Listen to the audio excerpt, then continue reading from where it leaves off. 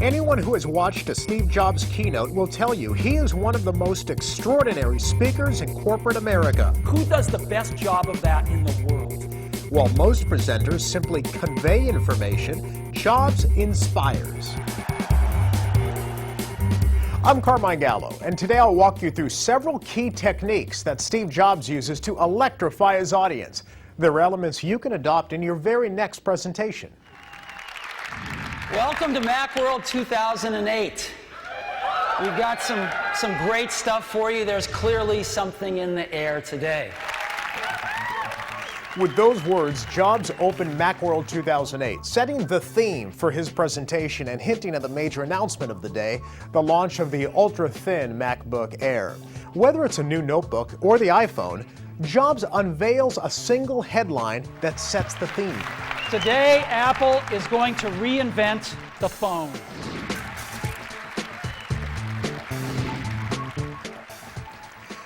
Once you identify a theme, make sure it's clear and consistent throughout the presentation.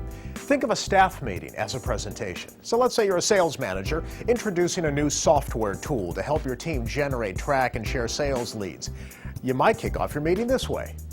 Good morning. Thanks for coming. I know you'll be really excited about this. Today we make it easier for you to make your quota.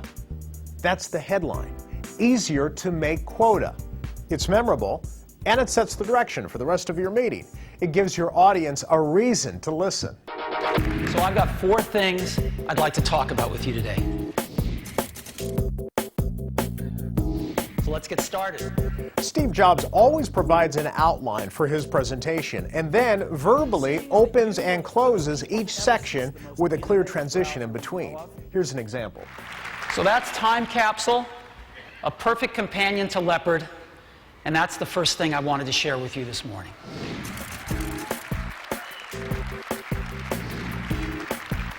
The point is, make it easy for your listeners to follow your story. Your outline will serve as guideposts along the way.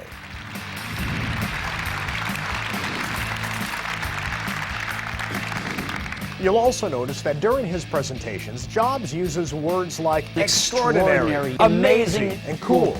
He is passionate, enthusiastic, and it shows. Incredible, unbelievable, amazing, awesome, extraordinary year for Apple. You know, your audience wants to be wowed, not put to sleep. Too many people fall into this presentation mode. It's stiff, it's formal, it lacks pizzazz. We, your listeners, are giving you permission to have fun and to be excited about your company, your product, or your service. If you're not passionate about it, we're not going to be.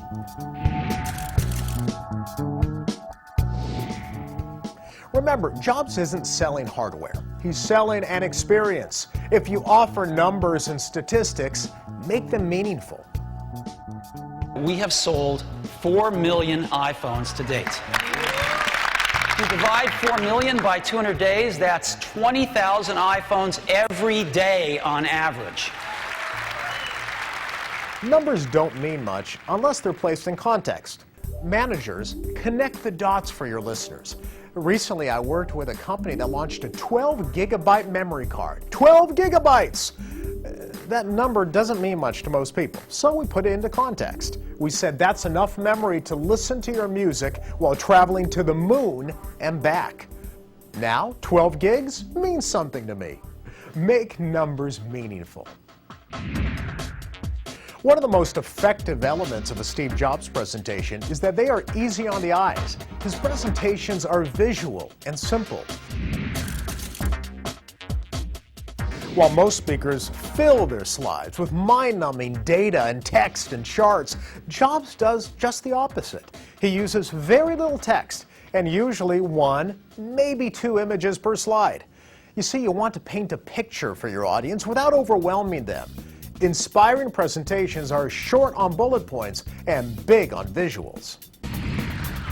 If you really want your presentation to pop, treat it like a show, with ebbs and flows, themes, and transitions. Jobs includes video clips, demonstrations, and guests. He also has a knack for dramatic flair, and it's very effective. For example, when introducing the MacBook Air, Jobs drew cheers by opening a manila interoffice envelope and holding the laptop out for everyone to see. This is the new MacBook Air, and you can get a feel for how thin it is. What is the one memorable moment of your presentation? Identify it ahead of time, then build up to it. With a little help from our friends, everything will work today. And finally, rehearse, rehearse, and rehearse some more. Let me show you how easy that is now. Steve Jobs makes it look easy because he spends hours rehearsing. He cannot pull off an intricate presentation with video clips and demonstrations and outside speakers without practice. The result, a presentation that is perfectly synchronized and looks, yes, effortless. Now, the average business person does not have the resources to create a Steve Jobs extravaganza, but you do have time to rehearse. The greatest presenters do it, and so should you. Oh, and one more thing. At the end of most presentations, Jobs adds to the drama by saying, "And one more thing." One last thing. He then adds a new product or a feature, sometimes just introduces a band. This not only heightens the excitement, it also leaves your audience feeling they've been given an added bonus.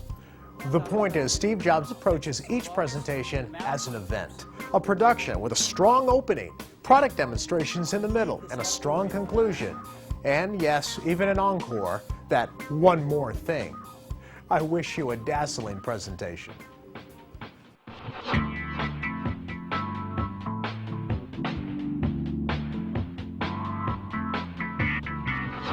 For more information, go to bnet.com.